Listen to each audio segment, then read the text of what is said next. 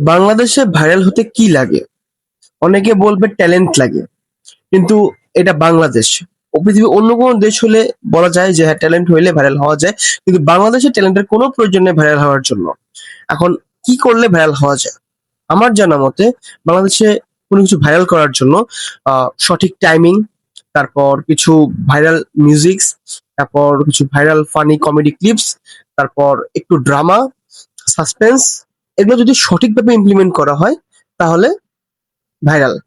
এখন কথা হচ্ছে যারা এগুলা কোনোটা ইউজ করে না, জাস্ট নিজের মতো একটা জিনিস কন্টিনিউ করে যায়, তারা খুবই রেয়ার ভাইরাল হয়। এখন যেগুলো একদম পারফেক্টলি ইউজ করতে পারে, যেগুলো বললাম, তাহলে ভাইরাল হওয়া যায়।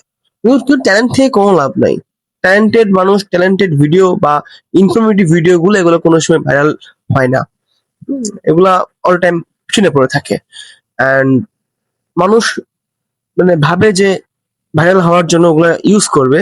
এখন যেগুলো একবার ইউজ করে ফেলছে তাকে এগুলো বারবার ইউজ করতে হবে। কারণ সে যদি ওগুলো ইউজ না করে তাহলে একটা পর্যায়ে গিয়ে সে ভাইরাল থেকে সরে আসবে। এর জন্য দেখা যায় যে বাংলাদেশে কোনো একটা টপিক দীর্ঘদিন থাকে না।